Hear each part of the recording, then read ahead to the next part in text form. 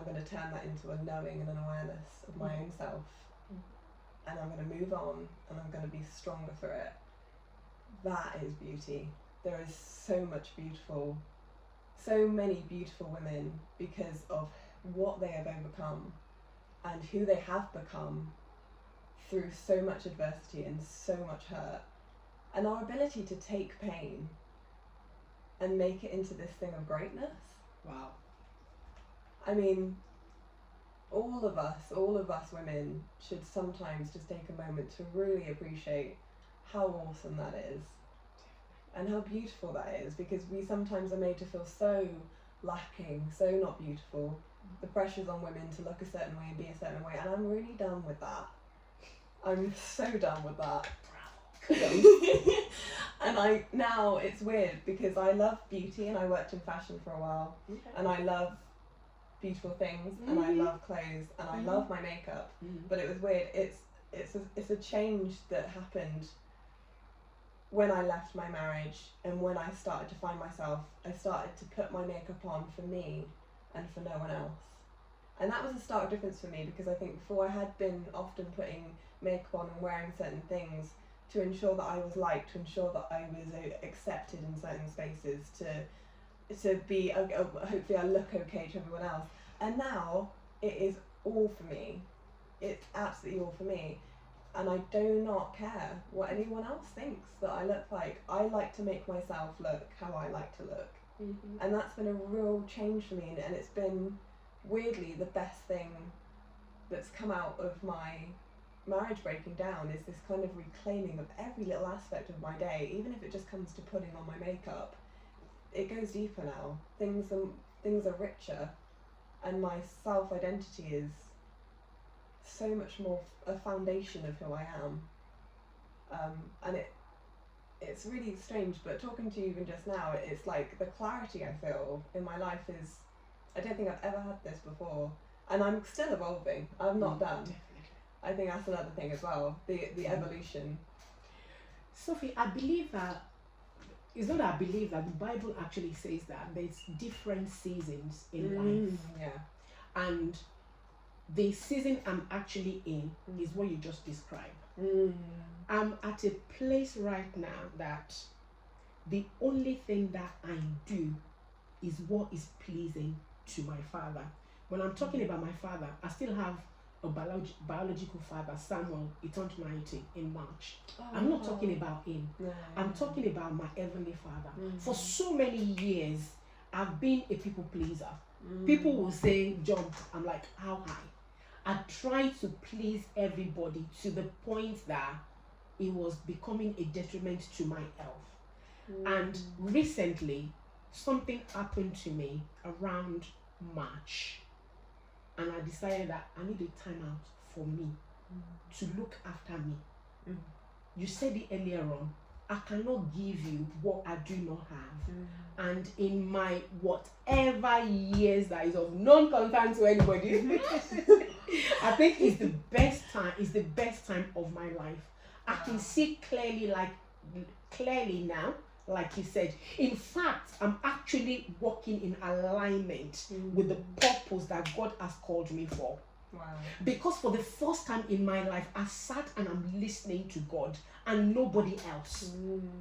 It's not about being arrogant, but you talked about when you know whose you are and who you are, you begin to walk differently and act differently. People that don't understand life or don't understand you, they might be thinking, oh, did she just, what happened to her? You don't have to understand the way I behave the way I do, as long as I am in alignment with my maker. You said something earlier on, and that reminds me about a story in the Bible. There's a man called Jacob. Jacob actually means a supplanter, a trickster. And Jacob had tricked everybody else. And it came to a time in his life that he needed the help of God. And the Bible says that he wrestled with God. And then he said, he was wrestling with an angel. And he said, I will not let you go until you bless me. To the point that the socket of his hip came off. And they said or up until now is dead. He was walking with a limp, but he fought with God. There are some times in our life that we need to fight the system. We need to fight the demons. I call it demons in us. We need to fight ourselves and say, I am much more than this. We need to fight what people, sometimes people will call you by the situation, by what happens to you in life. They will no longer remember that my name is Caroline. They will want to call me by the situation that I'm in. You said it. Failing does not make me a failure. It's an event. It's something that happened. But people just want to box you and label you. And it is you, like you said you did. You need to arise and say, you know what? I'm more than that. Oh, I am definitely more than that. I may have fallen, but see me rise up. And when I rise up, wow.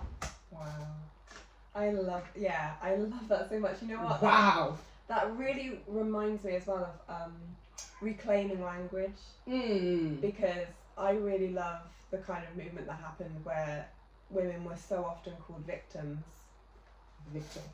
And I much prefer survivor. But I also just prefer that woman has her own story. Don't call her anything.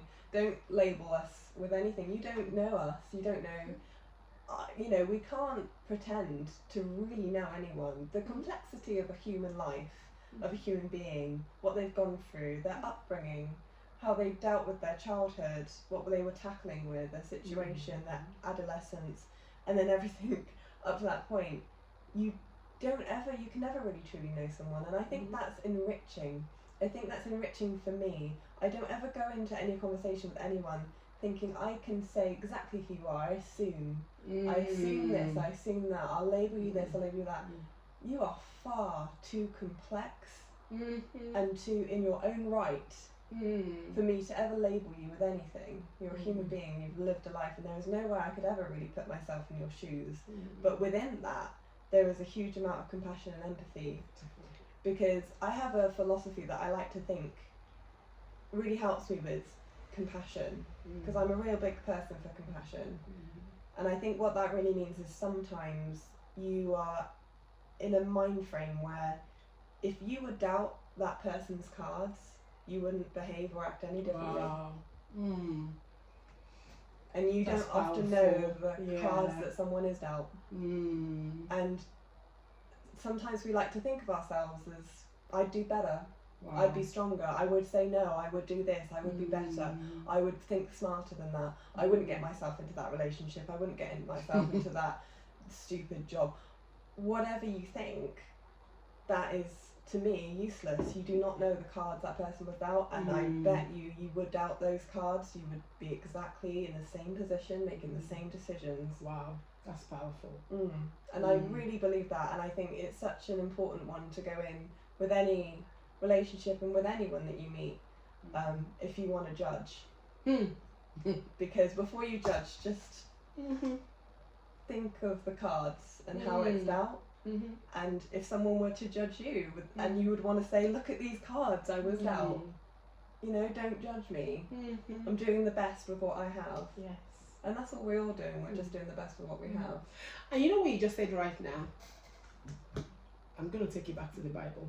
There's a lot of people, they have a log in their own eye, and they want to take this speck in your eyes. How can you even see? You have a log. You know what a log, how big a log is. You haven't dealt with what is in your life. How can you even be able to see what I'm going through clearly? Because you have your own log. Who are we to judge? What you said just now, who are you to judge anybody? You don't know my story. Yeah. Why do you want to judge me? You don't know where I'm coming from.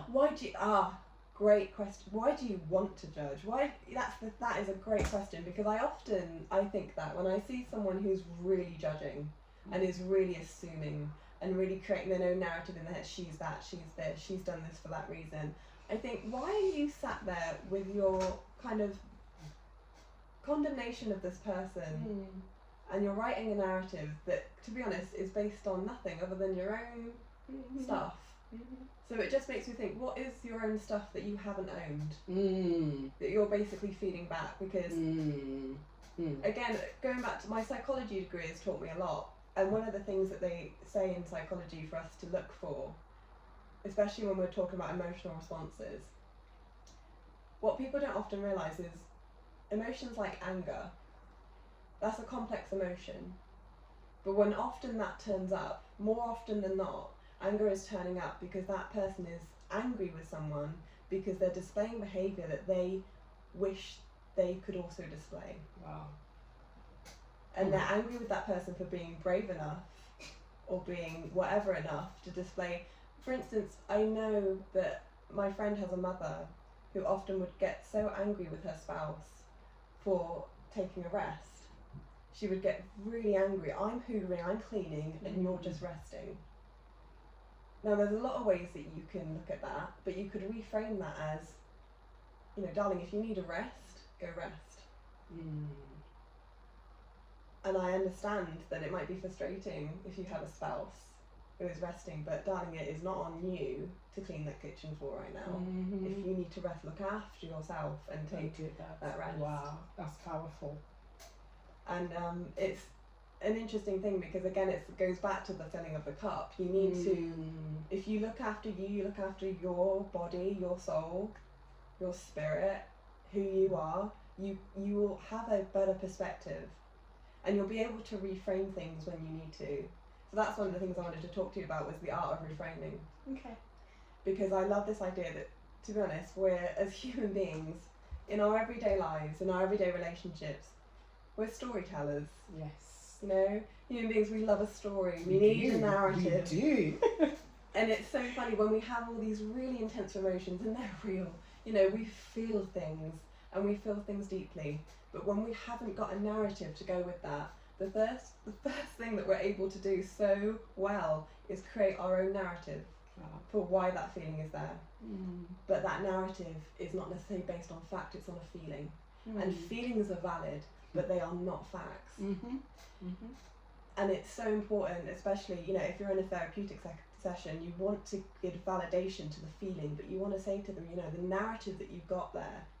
For instance, you say you have a friend who constantly, turns up late, or constantly kind of is letting you down in some way.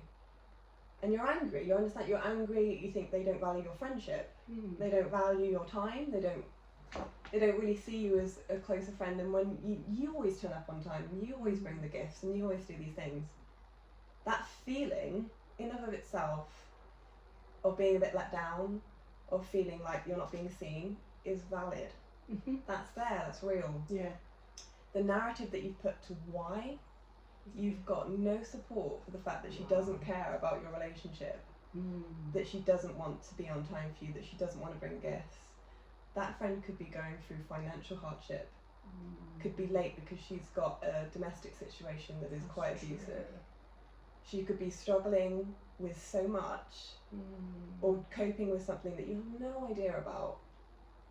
It's really important that we own the feeling, but we don't address and apply a narrative that is just in our own heads that will affect our relationship so negatively. And sometimes it's about being honest with the friends, but say and address the emotion. Look, my friend, I love you. Right now, I feel like I don't feel seen in this friendship. Sure. How are you? How are you feeling about our friendship? What's going on? And have an honest conversation, but where there's space for, this is how I feel, what are you feeling? Let's talk about this. Wow. If you go in with your narrative, you don't care about our friendship, you don't do this, you don't do that, God knows. God knows how that's going to end. Yeah. And we all do it. I'm not sat here with judgment. I've done it on too many occasions.